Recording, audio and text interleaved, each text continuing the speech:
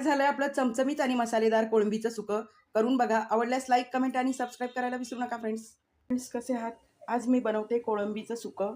त्यासाठी मी इकडे अर्धा किलो कोळंबी सोलून धुवून मॅरिनेशन करून ठेवलेले आहे. हळद, मीठ, तिखट आणि आलं लसूण पेस्ट लावलेली आहे. इकडे आहे कांदा खोबऱ्याचं वाटण, ही आहे कोथिंबीर, टोमॅटो आणि इकडे लागणार आहेत आपल्याला मसाले. आलं लसूण पेस्टही लागणार आहे. आलं लसूण पेस्ट लागेल.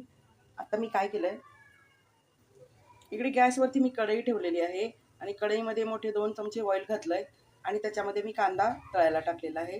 ते कांदा छान लाल झालेला आहे. आता मी घालते आलं लसूण पेस्ट. तीही छान तळून घ्यायची, कच्चापणा त्यातला गेला पाहिजे. आत्ता घालते कांदा आणि खोबऱ्याचं वाटण. लगेच घालते टोमॅटो. ते छान हलवून घ्यायचं. हलवताना काळजी घ्या, तेलाचे छिटे उडतात अंगावरती. हे बघा, आपण टोमॅटो टाकलाय ना तेलामध्ये, त्यामुळे ते तेलाचे छिटे बाहेर येतात. तर गॅस बारीक करूनच हलवून घ्या. आता वाटण आणि टोमॅटो परतून झालेला आहे. लगेच घालूया मसाले. हळद, तिखट, धणा जिरा पावडर,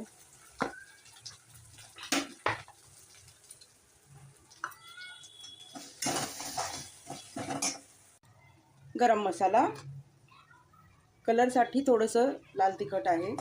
ते तिखट नसतं, फक्त याने कलर येतो. मसाला छानपैकी तळून झालेला आहे. आत्ता मी घालते कोथिंबीर. कोथिंबीर परतून झाली की लगेच घालणार आहे मी कोळंबी. कोळंबी मी स्वच्छ धुवून मीठ मसाला लावून ठेवली होती, मॅरिनेशन केलं होतं. 1-3 तासासाठी मी ठेवलेली. तर आता आपण कढईमध्ये घालून घेऊया. आज मी बनवते कोळंबीचं सुकं. मंद गॅसवरती आपण कोळंबी थोडीशी 1-2 मिनटं परतून घेणार आहोत. कोळंबीला मसाले छान लागले पाहिजेत. हे बघा, मसाला आत्ताच किती छान दिसतोय, सुका कोळंबी मसाला. हे बघा, हा संडे स्पेशल मसाला आहे, तो घालते मी. तेलामध्ये थोडेसे गरम मसाले, खडे मसाले पण घातले होते. लवंग, दालचिनी, काळी मिरी आणि आता चवीप्रमाणे मीठ घालते.